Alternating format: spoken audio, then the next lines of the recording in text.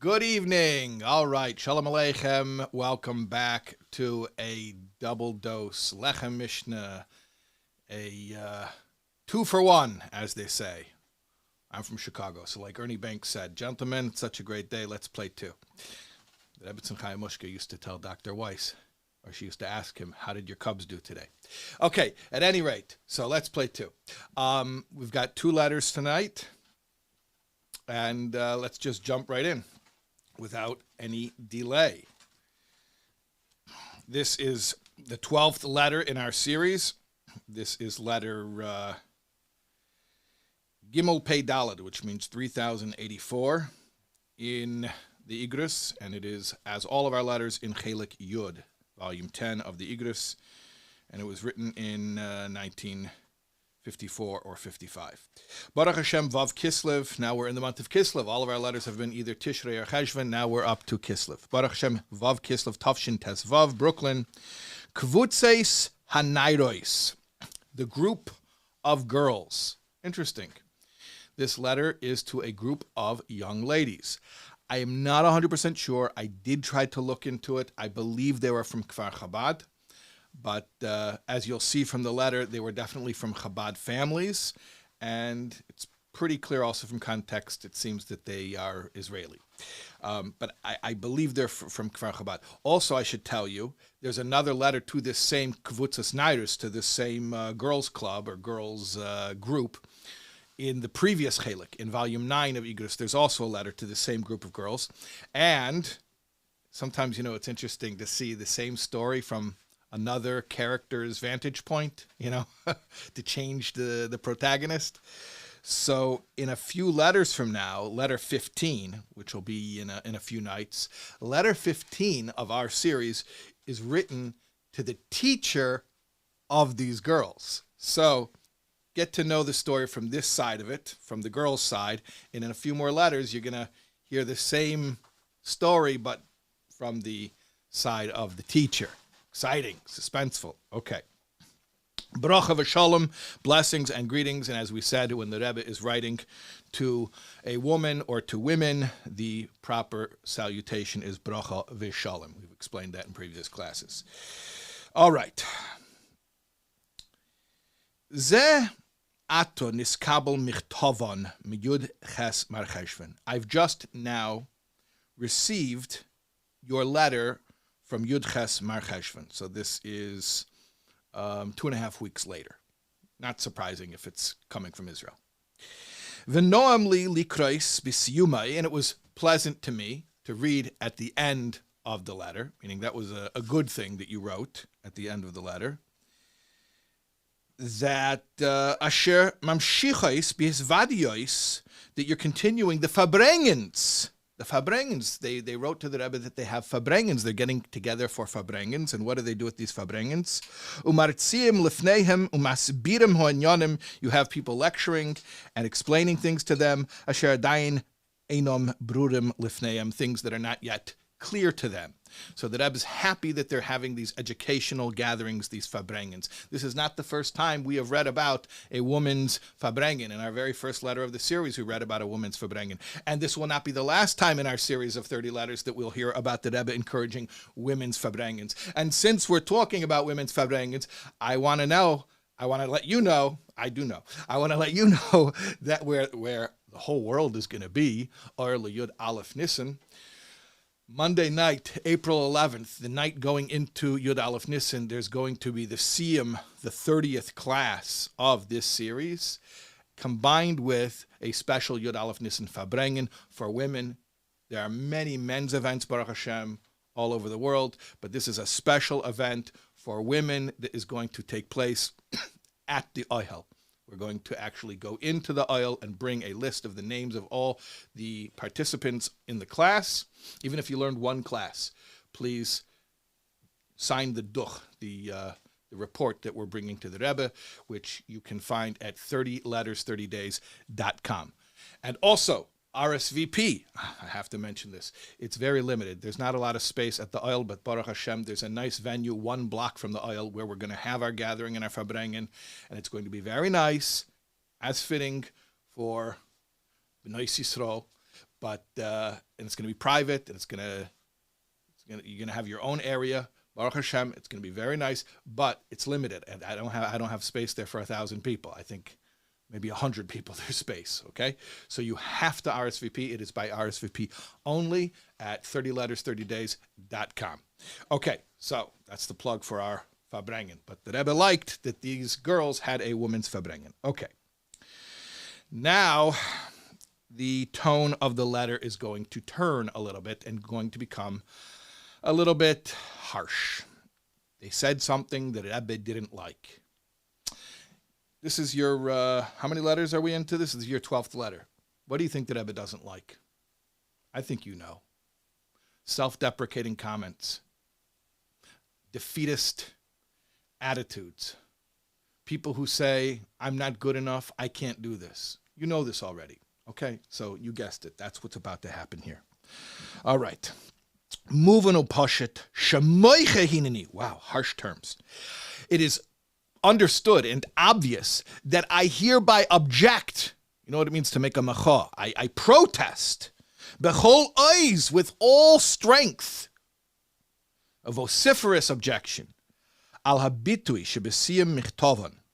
The expression that you used at the end of your letter. They used an expression in their letter that Rebbe does not like it, and that Rebbe is making a protest against that expression. What is that expression? Quote, Yam hakrirus hanimtza kvar bonu. The sea of coldness which is found within us already. The sea of coldness, the cold sea, the chilly sea, however you want to read that is found within us. They were saying, we're cold, we're not warm to Yiddishkeit. We have a sea of coldness inside of us. Okay. Says the Rebbe, Ubavade gam l'shitoson yesh kan yeser meyoifim melitzam asher tiur hamatzav kameshahu. First of all, I'm giving you the benefit of the doubt that even according to your own intention in using that language, you were basically being poetic. You didn't mean that literally. Okay. So first of all, I'm sort of mitigating how egregious that expression is by saying, I think you were just trying to write pretty words, and so you took some poetic license. I don't think you really think that that's an accurate description of your situation. However, says the Rebbe, I don't even like you speaking that way for poetic effect. Let's continue. Uv'chol zeh. Nevertheless,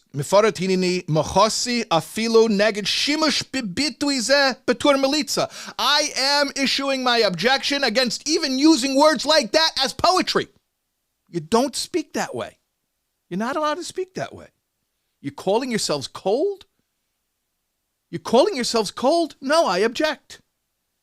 Kevin sha'al piroiv mishtamish.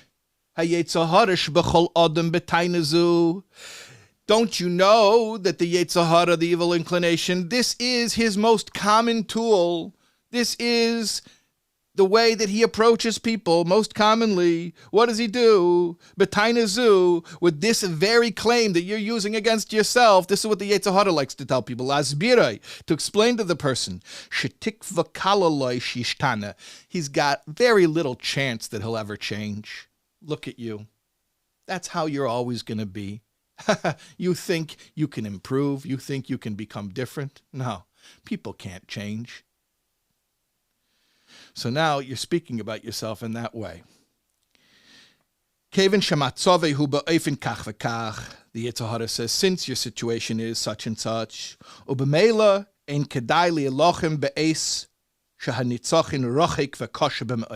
so don't even bother fighting when your chances of victory are so remote and it's going to be so hard to wage war. Don't even bother, the Yetzer Hara says. So the Yetzer Hara likes to discourage people like that. I don't like that. I don't like that. Don't speak that way. Now, the Rebbe could have left it like that and said, you're not allowed to speak about yourself the way the Yetzer Hara likes to, play with your mind. The Yetzer Hara does the psychological warfare of undermining you, the negative script, the recording, right? That's the Yetzer Hara. You ever wondered what that was, the negative script that's playing in your head? That's the Yetzer Hara. It's exactly the Yetzer Hara.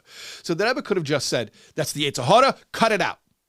But now the Rebbe is going to add upon the objection, the Rebbe is going to actually argue his case, almost like a lawyer. Now, again, the Rebbe could have just told them, you're not allowed to speak that way about yourself. But the Rebbe is further explaining to them why it's not even true. It could be, look, it's a little bit true, but don't say it because you're going to psych yourself out. So, don't do that. But now the Rebbe is going to explain to them with a really good argument why he knows that this is not true. This thing that they're saying about themselves, that they have this yam hakrirus, this chilly cold sea within inside of themselves. And before I jump into the Rebbe's logical argument, very compelling argument, why it cannot be true what they're saying about themselves, I want to just mention something. When the Rebbe had his heart attack, I mentioned Dr. Weiss earlier because the Cubs. Anyways, the cardiologist, Dr. Weiss, Ira Weiss from Chicago, he came in to tend to the Rebbe. And one of the things that Rebbe discussed with him was why can't they use stem cells to rejuvenate the damaged scar tissue in the heart? And Dr. Weiss says, this was the 70s. Nobody talked about stem cells. Nobody knew about stem cells. He said, it was crazy in the 1970s that Rebbe is speaking to me about more than cutting edge, like almost science fiction type stuff, which only became known and common practice decades later. So I kind of feel like the same way here. You ever heard of epigenetics? Now, epigenetics is a term that I think has been around for a while, meaning as far as what I could tell, it's been around since like the 30s or the 40s, but specifically epigenetics related to the Jewish community. There have been a lot of studies about Holocaust trauma, about second generation and even third generation Holocaust trauma. And there are studies that show that people who are descendants or even second or third generation descendants of Holocaust survivors have a heightened sense of vigilance because of that trauma. So something that you yourself went through, that's one type of trauma. Then there's epigenetic trauma. This is trauma that you're getting from intergenerational trauma. Okay. The Rebbe is going to speak about epigenetics, but in a totally different way than we normally think about it. And I want to give credit, by the way, where credit is due. I've had about 10 chances since we started this class to thank my dear friend, Levi Shem Tov from West Bloomfield, Michigan. And because at every turn he's been an assistant or an assistance to this class, more than an assistance. He's really, to be honest, he's the one who pushed the whole thing to happen. But I want to give credit where credit is due regarding the epigenetics thing.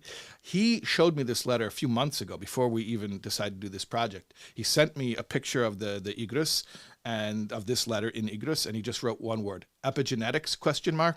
And I looked at the letter, I'm like, yeah, except what is the Rebbe doing? The whole concept of epigenetics that we think of as this wound, this intergenerational wound, the Rebbe is going to speak about it and say it's a real thing, but it's not a wound. It's an asset. It's a strength. Everything that Rebbe touches becomes positive. And not from like a Pollyanna rose-colored glasses type of perspective, but with such clear, logical, compelling arguments. And that's exactly what's going to happen right here. So the Rebbe is writing in 1955, or maybe it's even 1954, I'm not sure because it was Kislev. It might not have been 1955 yet. And the Rebbe is speaking about epigenetics, so that's like way decades ahead of epigenetic studies regarding Jewish intergenerational trauma. But more than that, not only is it cutting edge and way ahead, decades ahead of its time, the way that Rebbe then uses the concept is all positive. All positive. Yeah, what happened to your parents affected them deeply. For the good. And you've got that within you. And you're carrying that. And you've also got that. And it's all good. Let's read. Okay. So the Rebbe said you're not allowed to speak that way about yourself. Stop, even if you mean it as poetry. Do not speak that way. Now the Rebbe is going to give... Sorry, I have a little bit of a cough. It's from giving this class every night. Now the Rebbe is going to give a logical argument, how he knows it's not true. He knows they don't have a sea of coldness inside of them. Hayasayid lahamachosh shalihu. Here's the logical crux of my argument, which is the basis for my protest. B'chol elu haboyim mebayis Yehudi chasidusi. Anyone who comes from a Jewish home, in a Hasidic Jewish home, or bechlal mebayis Yehudim, or any Jewish home really, asher bizman hachi korev omdu betnua shel mesiras nefesh kama chodashim, where in that family they were forced to be in a situation of mesiras nefesh, of something life-threatening, where they had to risk the ultimate sacrifice. And they were under those conditions for several months, the Rebbe says. And how much more so if they were under those conditions for many years. So they were under these, what we'll call, I'll use the word traumatizing for right now, but we're going to see it's actually, the Rebbe is going to flip the whole thing and turn it into the very opposite of trauma. If their family was under such conditions for months or for even years, and remember, these are Chabad girls. Who are they? I mean, this is 1955. It wasn't like today where Chabad families come from all lineages and all places. And these were girls from Chabad families. They were all from Russia. So as the Rebbe is going to say, either they were born in Russia or their parents were in Russia and then came out of Russia and then they were born. So we're talking about girls who either were born under Stalinist oppression or their parents were born and lived and started their families under Stalinist oppression. So anyone's family who endured months or even years of this type of trauma,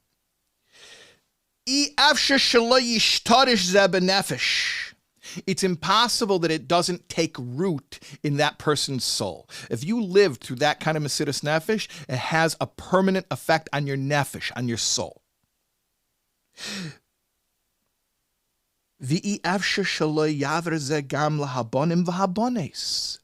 Epigenetics. And it's impossible that will not then carry over to that person's sons and daughters. Hear what the Rebbe is saying? Something happened in Russia when your parents were living under such brutally oppressive circumstances. They had to be meiser nefesh. And that aroused something deep within them, a deep strength. And that was implanted within them permanently forever. And it was implanted not only within them, but within their, well, let's call it quote unquote genetics, their DNA, which they passed on to you. And now you inherited their spiritual strength. Crazy, wild, mind-blowing. Okay. Ki hare tchunes ha'aves, the character traits of the parents,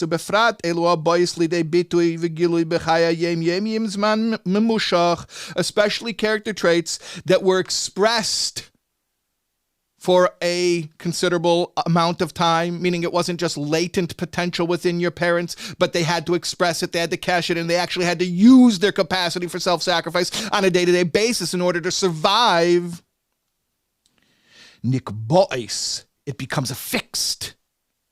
The nefesh habanim v'habanes, in the souls of the children, the naisu chelik mehem, and it becomes a part of those children.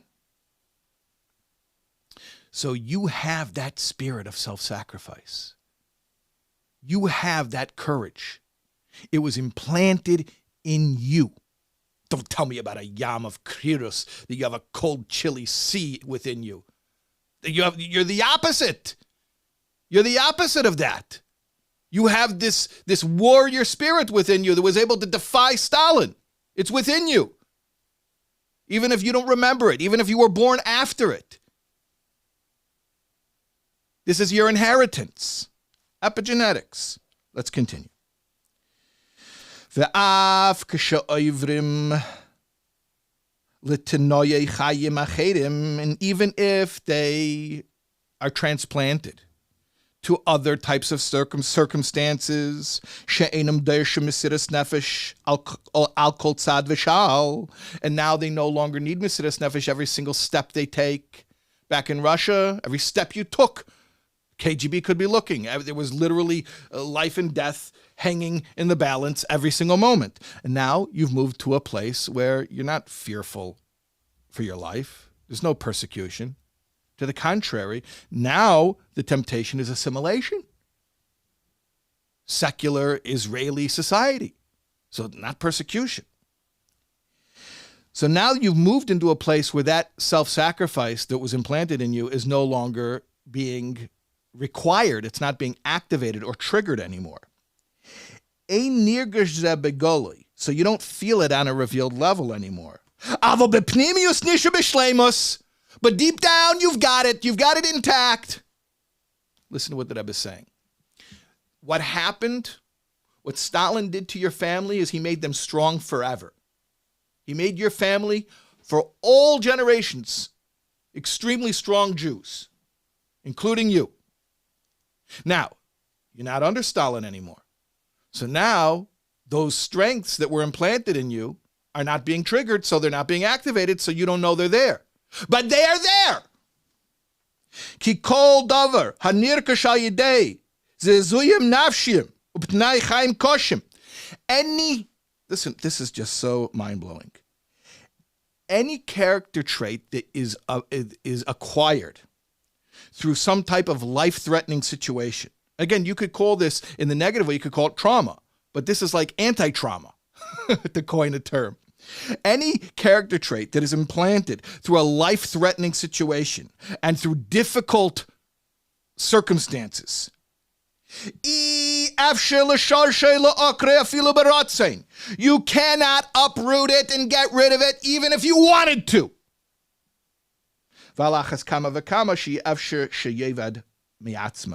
How much more so, it's not going to just disappear on its own. So girls, even if you wanted to uproot this quality that was bequeathed to you, you couldn't get rid of it. How much more so, it's not going to just disappear because you haven't been using it. You see, you are the same warriors that your parents were. It's just not being triggered in you because, thank God, you live in a safe place. But it's still there. And you're going to learn how to tap into it and use it now and call upon it. You know, the Rebbe doesn't say this at all, but to me it's very similar to Tanya, Prakim Yud Ches through Chaf Hey. You have the Tanya map in back of me every class. This is my baby, the Tanya map. But you see the green Prakim here, Yud Ches through Chaf Hey.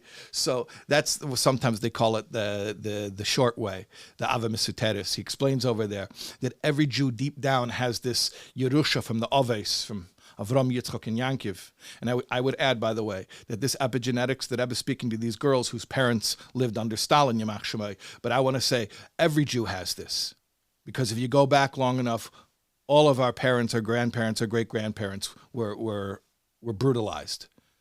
And that doesn't make us weak people. That makes us tremendously strong people. At any rate, so in Prakim Yud Ches Chaf Hey of Tanya, he explains over there that every Jew has this capacity for Mesiras Nefesh that we inherited from the Oves, from Avram, Yitzchak, and Yankiv. I guess there's epigenetics, and I never thought of it. Levi Shem Tov, there's the epigenetics. Yud Ches Chaf Hey. At any rate, but we don't normally call upon it. We don't normally use that what we call Ava Mesuteris, because that's what it means. Mesuteris means hidden, it's latent. But in those Prakim of Tanya, he teaches you how to activate it under normal circumstances, regular conditions. Okay, so at any rate, so the Rebbe is about to tell them, you have this tremendous capacity, and it hasn't been triggered because, thank God, the KGB is not watching you, but you can call upon it, and it's there, and it never went anywhere, and it can't go anywhere. Okay. Okay, so all of this as it relates to them. Your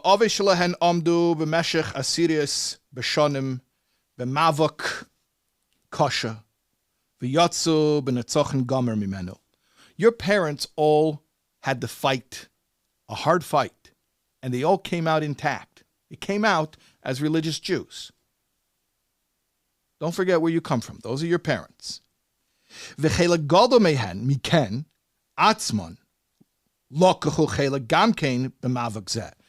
of you are old enough, or your parents left the Soviet Union recently enough, that you were part of it. You remember You remember what it was like to live under communism. And what was this battle that you partook in? Shalei lihitoma b'hasviva, not to assimilate. Im ba'efen aktivi, al kol ponim ba'efen passivi. So either you had to do it actively, or maybe you were very young and you only did it passively. You just went along with your parents. Doesn't matter. Harei cheruseis tchunois elu aluach libon. Those qualities became engraved on your hearts. Uvekerev nafshon pnima, and within your innermost souls. Except what happened? When you moved to an easier situation, asher hadimyon mata she'ein nitzroches lehe'ovek ata al kiyumon va'amitis mitziusan. Now it feels like you don't have to fight for survival because there's no KGB, there's no Stalin. So now it feels like you can relax.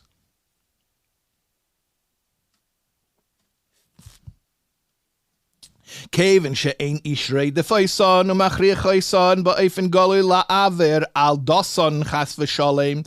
nobody's chasing you and persecuting you and trying to get you to, God forbid, transgress against Yiddishkeit,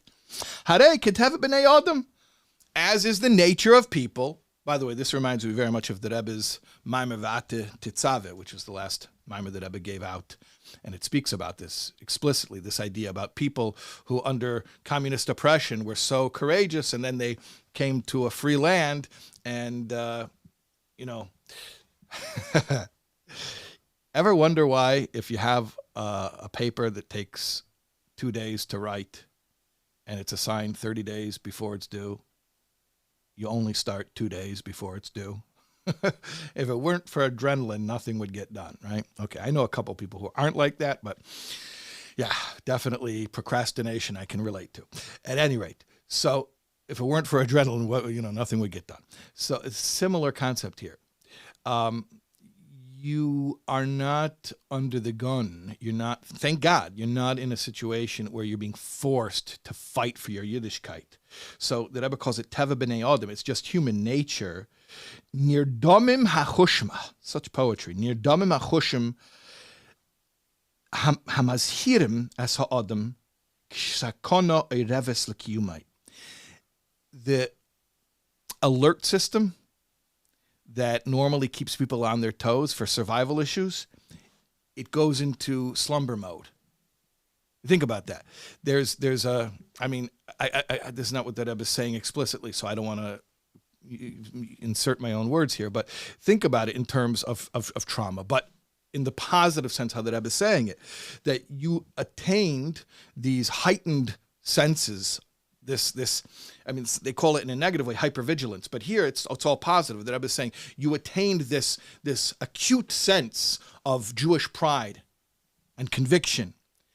But what happens is when the threat goes down, then let's say the triggers, but these are good triggers. I mean, they're not good triggers. Stalin is not a good thing, but I'm saying the result is all good. The result is a hyper awareness of my relationship with Hashem and my devotion to Torah mitzvahs. So what happens though is when the triggers are gone, the cues for threat are gone. So it's just human nature that those senses go into slumber mode. Okay, but the Rebbe is saying we could wake them up, and it's a good thing to wake them up. We do want to wake them up. Ubemela, sakonis oiv. Listen to this. Sakonis oiv mischapis belevushe oihev. An enemy who appears like a friend, gedela harba yeser, is much more dangerous, and that's what you're dealing with. You're not dealing with Stalin in the Soviet Union. You're dealing with the lure of secular Israeli culture, where they're inviting you to assimilate. So that's actually much more dangerous because it lulls you into a false sense of security where your latent epigenetic super Jewish adrenaline is in slumber mode. V'hu adin b'matzavon. This is your situation.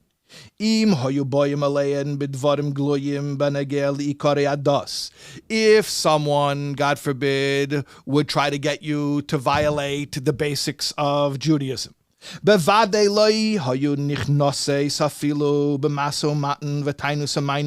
wouldn't even get into a discussion with them. You wouldn't even dignify it with a response. If you would say no with simplicity and with strength. Aval, however, since the threat to you is much more innocuous and therefore much more insidious, it's just little erosions of your observance. Be'enehem, the Rebbe says be'enehem, because that means in your eyes. Because really, in fact, again, Prokim Yud Ches through Chaf Hei of Tanya, it says there's really nothing small. It's all connection or not connection. But something that subjectively feels like a minor thing, so it doesn't feel like a threat. So you're not triggered to have that super Jew response, and you just let it slide. So what happens? The Rebbe explains or describes the spiral, the downward spiral that, God forbid, could happen, where there are these tiny little erosions of your commitment. So, okay, Be'inyanim Hakalam Be'nehem, right. Ubenetia Kala Mederech HaMelech. So you take one little turn off of the king's way. Who's the king? Malchus Shel Elam, Hu HaKadosh Baruch Hu, the king of the world, the Holy One, blessed be He. Yesh Mokim Livnei Adam L'Rames Et Atzmam. So a person can fool himself. V'leimar, and he could say, Shebishvili ein kol chashash lintais hatzida mederech hakvusha. For me, I won't get lost. It's okay. I can deviate from the king's path a little, but just a little bit. Just a little bit. Ki ein ze ela netiya kala. It's just a small diversion. Va'afilu bezeh. And even if I go off the path a little bit, Mosai She'erza, as soon as I want, I could quit anytime I want.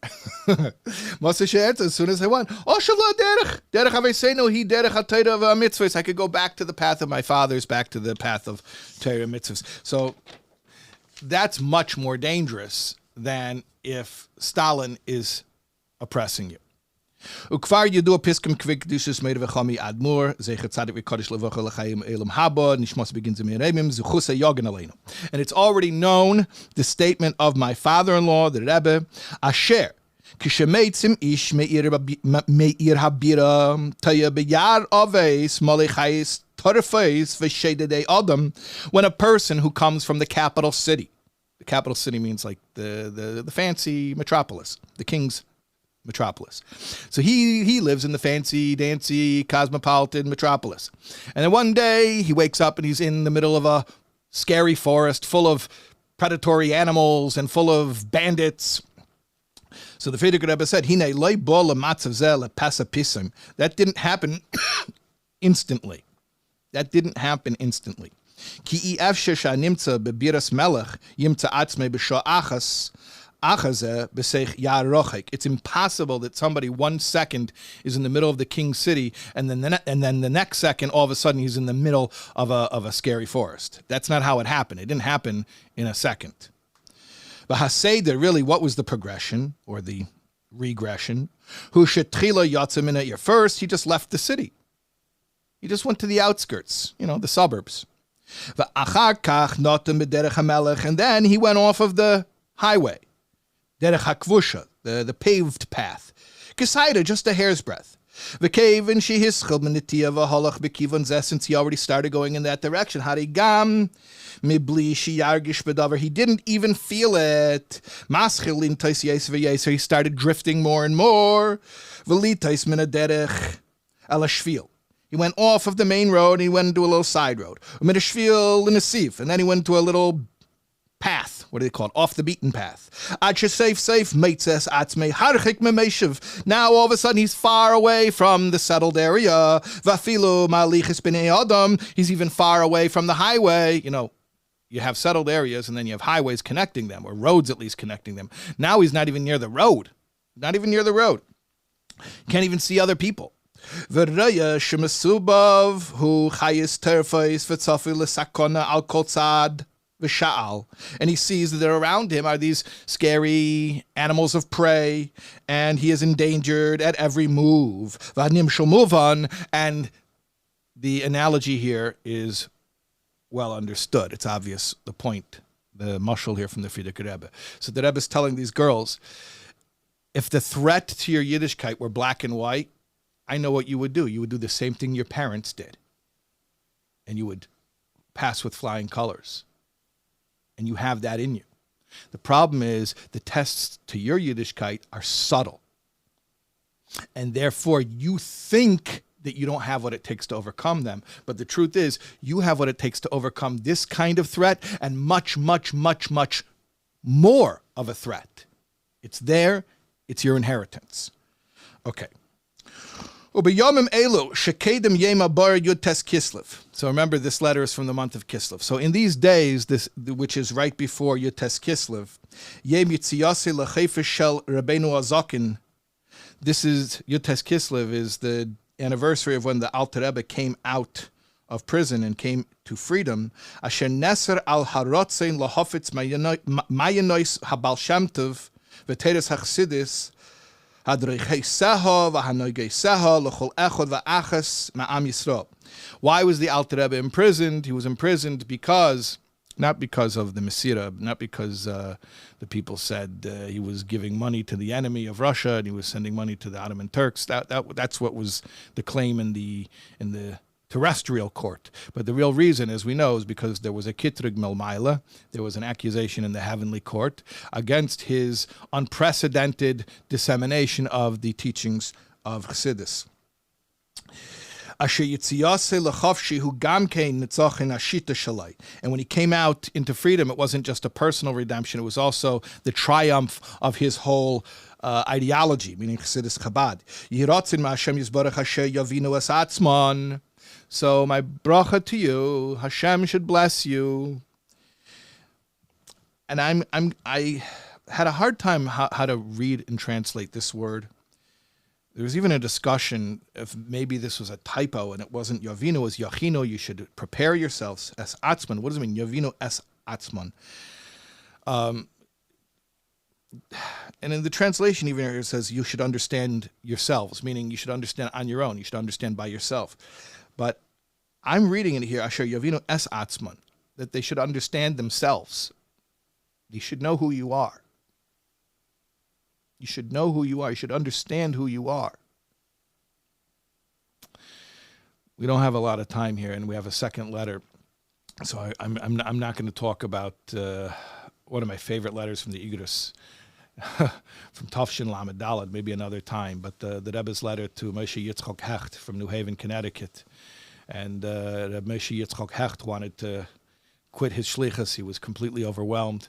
And the Rebbe wrote him back and said, you know what your problem is?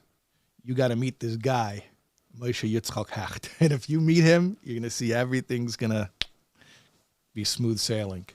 So the Rebbe says to these girls, you know what you got to do for Yutes Kislev? You got to meet yourselves. You got to understand yourselves. Not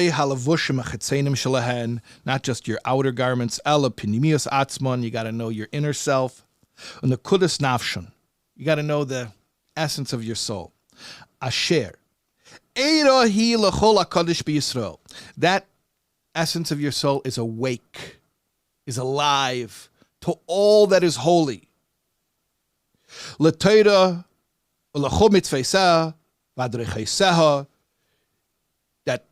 inner spark within you is alive and awake to everything that is Torah and mitzvahs and all of its ways. You will find sufficient strength within yourselves. Not to be embarrassed in front of scoffers, because really that's the test these girls are going through. Their test isn't persecution. Their test is scoffers. No one's going to arrest you. They're just going to crinkle their nose at you. So the Rebbe says, look into your soul, see your power, and you're going to realize how proud you are. Ulaharis bechol oira chayeyan asher misgoes hein bezeh shnischanchu bebotim chesedusiim. You're going to conduct yourselves in such a way where everyone sees that you are proud in everything you do. It's going to reflect the fact you are proud that you were brought up in Hasidic homes. V'gam misnahagois masim lezeh b'chaya yem yemim, and you're going to behave accordingly in your day-to-day lives. Ve'ina davar tolei ala beratzin. The whole thing comes down to your desire. You've got what it takes. That's it. Ball's in your court. B'birkas hatzlacha ba'aveidazu, with blessings for success in this work. B'korav u'behektim, soon and quick. Shetavi gam kein hatzlacha b'chola and yanim shelahen, and the success in all the stuff we're talking about, the spiritual stuff, that's going to bring success in everything in your life.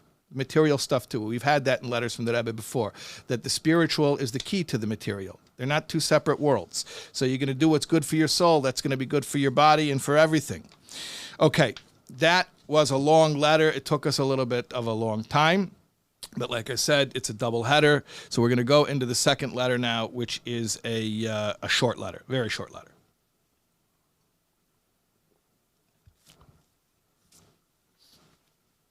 Okay, that's the intermission. All right, welcome back from our break. Letter number 13. Here we go, short little letter. Baruch Hashem Vav Tevis, Tafshin Tez Vav Brooklyn. Now we're in Tevis. So we went from Kislev to Tevis. We're moving through the year. Okay. And it starts with an ellipses, or an ellipsis. So maybe it's plural, ellipses. Someone will let me know. It starts with the ... That's the fancy name for it. It starts with a ... which means there's something redacted. Obviously, as we mentioned before, Rabbi Simpson from the Secretariat, we explained the process where he would remove private or sensitive information. So there's some things missing from the letter, but here's where the publicized or published part of the letter begins.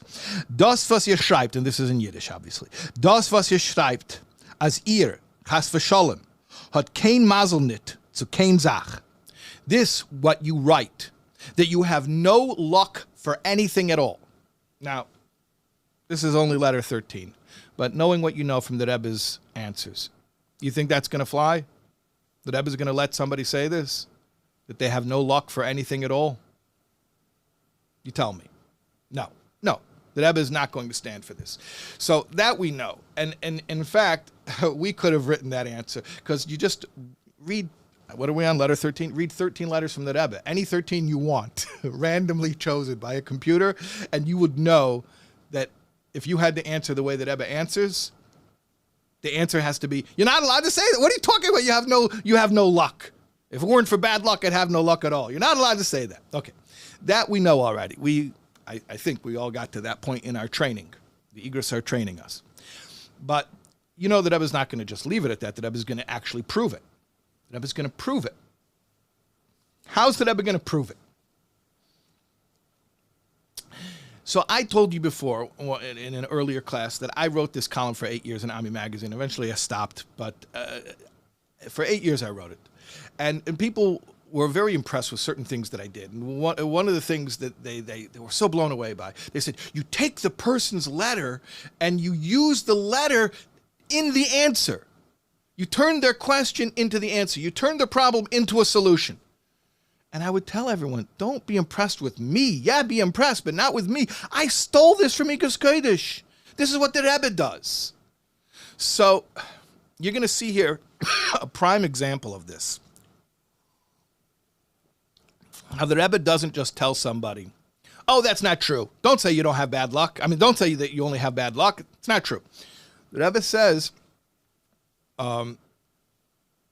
don't say you don't have any luck. And in fact, I'm going to prove it to you from the information that you wrote to me in your letter. You yourself gave me the argument to defeat the statement that you're making. Let's take a look. Okay, so you wrote you have no luck. Wundert mir, I'm perplexed. Wie könnt ihr das sagen? How can you say that? As in onhoi brief, that in the beginning of your very own letter, Haupt ihr on mit dem, you begin by saying, as Hashem Yisborach hat eich mit ayem man, that Hashem has given to you and your husband, this is written to a woman, gebencht mit 4 Kinder shichyu. In the beginning of your letter, you mentioned to me that Hashem gave you and your husband 4 children. He blessed you with 4 children. Und gefindt sich in a ruhige Land, and that you're now found in a calm land. They must have been immigrants. Und chotsch parnosse kommt on schwerlich, and even though that making a living is difficult, doch hodevet ihr eire Kinder, you are managing to raise your children. So, look, I didn't see the woman's letter, but I could imagine the letter. The letter probably said, Oy vey, Rebbe, what are we going to do? We just came to this new land, and we're immigrants, and we don't know how to make a living, and we have 4 children to raise, and it's overwhelming. And I've never had good luck my whole life, and this is just a continuation of my bad luck. And the Rebbe takes her very claim and says, okay, let me just say back to you what you told me. Okay, I'm just going to say back to you what you told me. You safely arrived in a new land, in a free, calm place, with your 4 children, that Hashem benched you with, and even though Parnas is difficult, you're able to raise them. You know, there's a story of the Baal Shem Tov. I actually heard this story from Rabbi Dr. Tversky Olav Shalom, whose first yortzeit was just last month. So it's a story of the Baal Shem Tov that a young Talmid Chacham once came to the Baal Shem Tov and asked a question. He said, the Baal Shem Tov, in the Gemara, says, Adam nidain b'chol shana, that a person is judged every year on Rosh Hashanah, or the days between Rosh Hashanah and Yom Kippur. There's a yearly judgment. Also, in the Gemara, it says, Adam nidain b'chol yom, a person is judged every day. So which one is it? Is he judged on a yearly basis, or is he judged on a daily basis? So the Baal Shem Tov says to this young Talmid Chacham, come outside with me. So they go outside, and there's the water carrier named Chaim, or Chaikel, I think. Chaikel's the water carrier. And he's an old man. He's schlepping big buckets of water from the river. That's, they didn't have plumbing in those days. That's how the water got there. So the Baal Shem Tov says to Chaikel, says, Rebbe Chaikel, smachst how are you doing? He says, Oy vey, Rebbe, I'm an old man, and I'm still working, still schlepping this water. I can't quit working, even though I'm an old man. I'll never be able to retire, and I barely make enough money to put bread on the table. And what do you want me to tell you? Life is difficult. He says, thank you, Rebbe Chaikel. And he turns around, goes back inside, and the young Talmid Chacham says to the Baal Shem Tov, how does that answer my question? The Baal Shem Tov says to the young man, come back tomorrow at exactly the same time. We'll continue this discussion. Okay, 24 hours later, the young man comes back to Baal Shem Tov. He says, I'm here for the rest of the answer. Baal Shem Tov says, come outside. They walk outside, and sure enough, like clockwork, who's there? Chaikel. He's making his rounds. He's coming back from the river, schlepping his buckets of water. And he says, Rebbe Chaikel, was machst du? How are you doing? So he says, oh, Rebbe, I gotta tell you, I got to thank Hashem, because even though I'm an old man, I'm still able to carry this water. I'm still able to work. I don't make a lot of money, but I make enough to put bread on the table. Baal Shem Tov says, thank you, Rebbe Chaikel. They turn around, they go back inside the Beis Medrash. Baal Shem Tov says to the young man, Adam nidin b'chol shana, a person is judged for a year. This Rosh Hashanah, it was judged that Chaikel's going to be a water carrier again for the year. That was decided for the year. But how Chaikel takes it, how he feels about that fact, that's Adam Nidin B'chol Yom. That changes on a daily basis according to his attitude. So yesterday, he said, Oy vey, I'm such an old man, I'm still having to carry this water, and I'm barely making enough money to put bread on the table. The next day, the same exact information was used. Oh, Baruch Hashem, I gotta be grateful. Even though I'm so old, I'm able to carry this water. I don't make a lot, but I'm able to put bread on the table. So, I mentioned in an earlier shir, that what's a pessimist? An emes cheshbon mit a falshe maskana. It means your data is correct, but your interpretation is false. You missed the mark when you interpreted it. So this woman wrote the information. Oy vey, I've got 4 kids. We're immigrants. We just came to a new country. We can barely make a living. What are we going to do? I have no luck. I've never had luck. The Rebbe flips the whole thing and says, you have no luck? You're the luckiest person in the world. You and your husband with your 4 beautiful children made it to a free land where even though you're not able to make such a great living, but you're getting by and you're able to raise your children. I call that great luck. You gave me the information. You're the one who told me how lucky you are. I don't understand how you're calling yourself unlucky. So this isn't magic. I want you to understand something. This is not sleight of hand. This is not cute. This is what Torah is. Torah maloshen hera. Torah is to teach you how to organize information and make sense of it. There's a lot of smart people in the world. Chochma ba'goyim taimin. There's a lot of smart people in the world. It's not what you know. It's what you do with the information that you know. The Rebbe is teaching us how to put together information and come to conclusions that are true. You're coming and you're writing to me with your argument, with your evidence that you have bad luck. Well, I heard your evidence, and my conclusion is the truth is you're the luckiest person in the world. And I think all of us can apply this to ourselves. That even if nothing changes right now in your present circumstances, merely changing the eyes that you're using to look at your situation can completely transform your experience. Let's finish the letter. It's a short letter, as I said.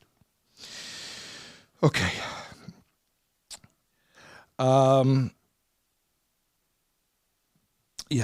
Where are we up to? Und der Mann dich sich auf die vergangene Jahren. If you'll remind yourself, if you'll think about years gone by, zet men doch, as das is a offene Ness. You're going to see that your life has been a miracle. Telling me you have no luck? Look back through your life. You're going to see your life has been a miracle. Chotsch selbstverständlich, als men darf beten bei Hashem Yisborach zum Amali sein, das was es fällt sich, was fällt noch. Yes, it is understood that when something's lacking, you have to daven, you have to ask Hashem to grant what you're lacking. See, that's not a contradiction either. The Rebbe's, it's so amazing, the paradoxes that are running through this short, simple letter. Seemingly simple. So the Rebbe is first of all saying, you don't have bad luck. You have wonderful luck. You have an incredible life full of blessings. And at the same time, though, the Rebbe is not saying, and therefore, don't ask Hashem for anything. See, we don't have to be so extreme. They can both be true. You can have gratitude, and you can ask Hashem to help you. You could say to Hashem, I'm loving life. It's great what you're giving me, and keep on giving more. Give me more. You can say that. You don't have to say, I'm miserable, I hate my life. Hashem, save me. You can say, I'm a living miracle, my life is great, and I would appreciate even more. So the Rebbe says, go daven to Hashem, and you should daven to Hashem, and ask whatever it is that you're lacking, Hashem should give to you. For sure. One's not a contradiction to the other. Und als man führt sich auf like der Forderung von dem Teures Chaim, if you will conduct yourself according to the requirements, the demands of the living Torah. Heibt Hashem Yisborach zu der vielen euch das, was es fehlt noch. Hashem will begin to fill in whatever's lacking. In other words, again, we've had this many times, but Torah observance is the conduit to blessings. So as you'll continue serving Hashem and doing what Torah requires a Jewish person to do, Hashem is going to give you more and more and fill in that which you are lacking. The Rebbe is not denying it and saying, no, you're not lacking anything. She is lacking. The Rebbe said many times that a Jew shouldn't just have parnasa; they should have parnasa berchova, should have ample parnasa. They should be wealthy. In fact, the Rebbe once said it's a hachana kreva. It's a preparation for Mashiach. When Mashiach comes, so the delights will be bountiful and plenty because there'll be absolute affluence everywhere in the entire world. So it's get ready for Mashiach by being wealthy now. So even if you still don't have a private jet, you still there's still things that Hashem can give you. So the Rebbe is not telling her you shouldn't daven for more and that Hashem's not going to give you more. The Rebbe is saying Hashem is going to give you more, and the best way is conduct yourself according to Torah, and Hashem's going to give you more and more and more of what you lack. Okay. Befrat in eire Fall, especially in your circumstances, darf sich das ausdrücken in dem, zu mahader sein in kosher essen. Now that I was giving her some, can we call it Zahir Tvei? That's a buzzword we had in a previous letter. That I was giving her some specific mitzvahs to put some extra attention into. So one is kashrus, the kosher status of your food, hitting Shabbos observance, und Leben bechlal leit der Torah fordering, and general Torah observance, meaning basics of Yiddishkeit, halacha. Und Hashem Yisborach soll eich mezake sein, zu ansagen gute besuris. Hashem should give you the merit to report some good news.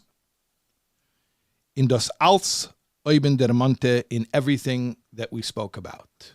You should be able to write back and say, life is good, it's always been good, miraculously so, and it's been getting even better. Bivracha, b'shem kved kedushes admor shlita mazkir, and this was signed by one of the secretariat, but it's a letter that went out from the Rebbe. Okay, so that is our double share for tonight, and I wish you all a good, restful Shabbos, and part of your Shabbos rest, I hope, will entail discussing these letters with your family and friends. At 30letters30days.com, you will be able to find a downloadable PDF of a discussion guide that will jog your memory of the letters we learned this week. You can print it out before Shabbos and use it as a discussion guide for your Shabbos table discussion, so you can further internalize the beautiful lessons from the letters that we've learned this week. Okay, good Shabbos.